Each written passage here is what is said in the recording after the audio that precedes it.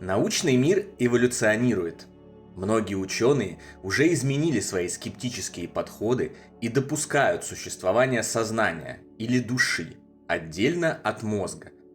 Среди них как зарубежные авторитетные мастодонты неврологии вроде Уайлдера Пенфилда, так и наши соотечественники, например, Наталья Петровна Бехтерева и ее коллеги. И все же духовная эволюция идет крайне медленно. Большая часть научного мира все еще придерживается материалистических, редукционистских позиций и твердо стоит на том, что мозг порождает сознание, словно печень порождает желчь или почка – мочу. Мы уже говорили о том, что за тысячелетия многообещающих исследований ученым так и не удалось обнаружить в мозгу место, в котором размещаются сознание и память человека. Более того, все больше выводов исследователей указывает на то, что сознание размещается не в мозге. Оно каким-то пока непонятным нам образом связано с ним, но действует автономно и независимо, отделяясь от тела в моменты клинической смерти, критической опасности, глубокой медитации, внетелесных опытов и, по-видимому, окончательно прощаясь с ним после биологической смерти тела. Очевидно, что мир находится на пороге важных духовных открытий, и однажды настанет день, когда связь мозга и сознания, а также автономность последнего будут установлены и подтверждены при помощи специальных приборов. Но даже сейчас у каждого есть возможность увидеть это, что называется, собственными глазами, и убедиться в этом без какой-либо сложной и дорогостоящей техники, экспериментов в научных лабораториях, высоких званий, наград и премий.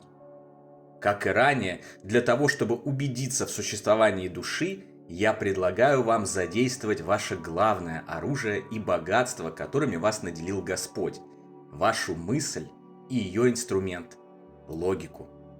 Я могу показаться вам снобом, но мне действительно не очень понятно, зачем было тратить тысячи лет, миллиарды долларов, евро, юаней, рублей и человека-часов, целые жизни на то, чтобы сначала заблуждаться и вводить в заблуждение весь мир о том, что сознание порождается мозгом, а затем раз за разом приходить к обратному, когда открыть то, что сознание действует независимо от мозга, можно просто наблюдая и обобщая наблюдаемое.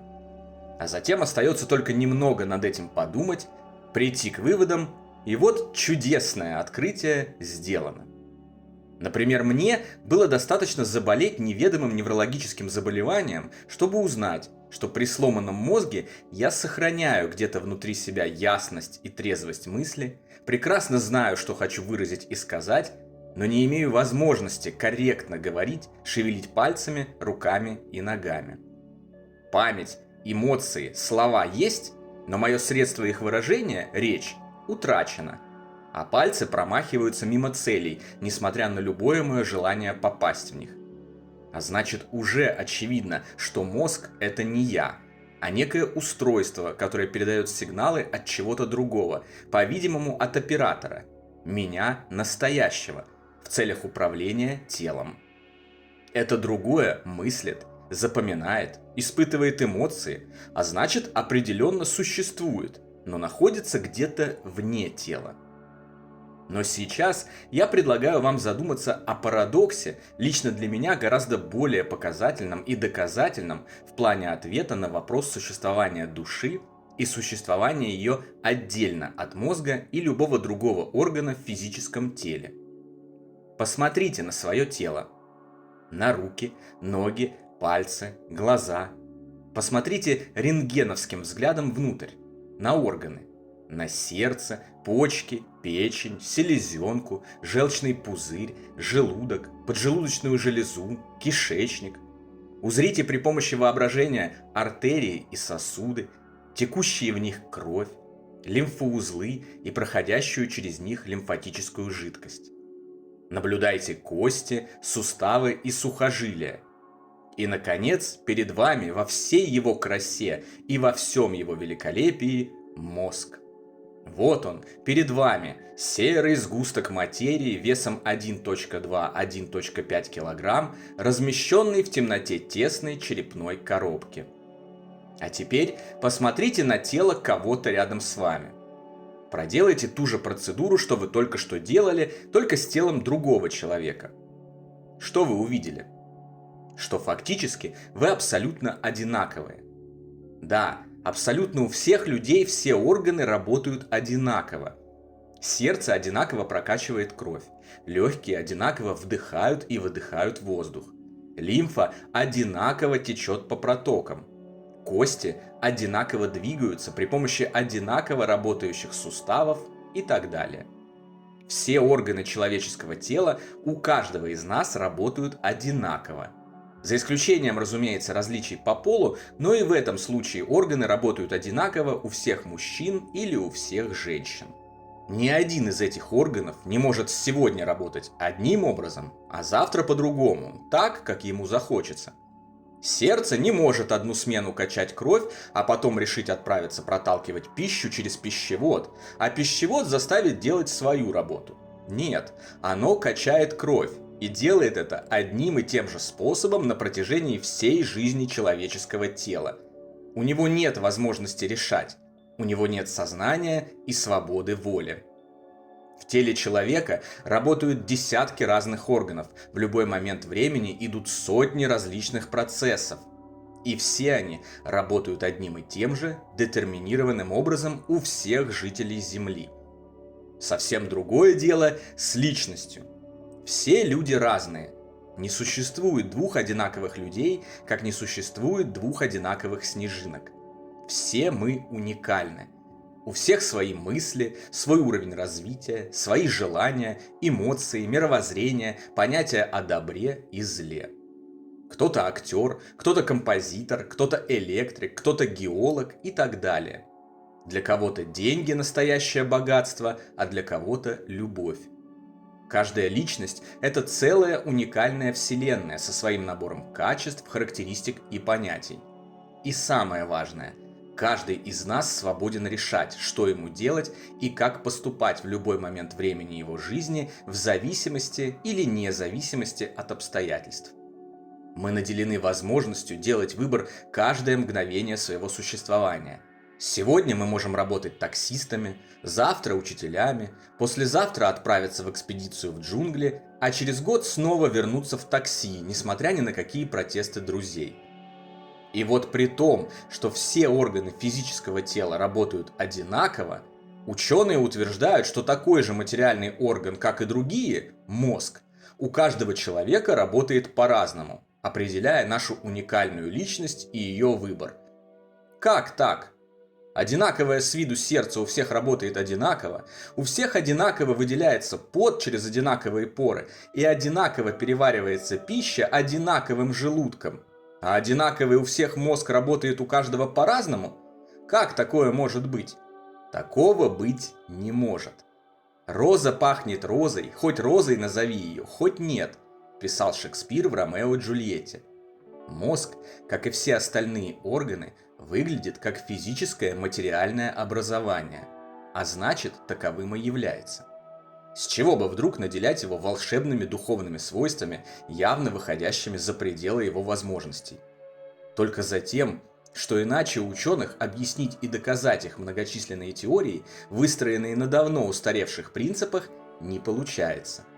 И все их стройные, но такие неполноценные конструкции падают как домино, рушатся, погребая под собой их регалии, репутацию, награды и высокие звания.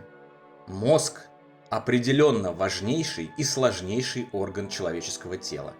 Он передает электрические сигналы по нервным волокнам, реализует движение, речь и другие средства выражения и коммуникации, прием и обработку визуальной, звуковой, тактильной информации, занимается управлением так называемыми бессознательными процессами, выделяет желудочные соки при попадании пищи в ЖКТ, определяет пропорции гормонов, отправляет лейкоциты на борьбу с инфекциями и так далее.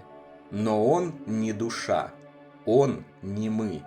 Все эти процессы он реализует одинаковым образом. Главное же его назначение – принимать сигналы, исходящие от нашей души, от нашей личности, в целях сознательного управления телом и выражения его в физическом мире, взаимодействия с физическим миром и другими людьми. У мозга нет свободной воли, поэтому он не может решать, будет ли выделен желудочный сок или конкретный фермент, когда человек что-то съест, или не будет. Он не может решать, будут ли у него расти волосы, ногти, ресницы, зубы. Он не может решать, включать ли ему иммунитет в ответ на инфекцию или нет. Он просто это делает. Он следует строго заложенному в него алгоритму без возможности выбора. А мы с вами не мозг. Поэтому у нас есть свобода воли, и мы решаем, как поступить в той или иной ситуации. Мы операторы устройства. Мы жмем на кнопки, тумблеры и рычаги. А устройство, хоть и сложное, хоть и продвинутое, но все равно всего лишь устройство. Оно создано подчиняться нашим командам и попутно реализует определенное количество процессов в автоматическом режиме. В этом нет ничего удивительного. Ваш мобильник тоже подчиняется вашим командам и параллельно обновляет данные приложений без вашего участия. Но он не его владелец. В своих теориях объяснить наше сознание деятельностью мозга ученые предлагают нам не что иное, как абсолютный парадокс. Сотни органов и процессов в человеческом теле действуют одинаково и по простому понятному алгоритму, и только один единственный орган, мозг, действует настолько сложно, уникально и неповторимо, да еще и со свободой воли, так не бывает. Неужели не видно, насколько различна чисто физическая, строго детерминированная деятельность мозга по управлению процессами в физическом теле и наша свободная деятельность как личности? По-моему, видно, и видно прекрасно. Настолько прекрасно, что даже самый яркий маяк в самую темную ночь не сравнится с мощностью света этой подсказки в поиске ответа на вопрос, является ли мозг вместилищем души человека. Определенно нет. Душа – это наша независимая и свободная личность. Это и есть мы. Бессмертная божественная сущность, временно пребывающая в материальном теле и управляющая им. Личность, которая отправится дальше, как только ее земной костюм, это хоть и сложная, чудесная и великолепная, но всего лишь биологическая машина, исчерпает свой ресурс. Личность, которая отправится навстречу новым, удивительным приключениям в новый, захватывающий мир, навстречу родным и любимым людям, которые отправились в это великое путешествие раньше.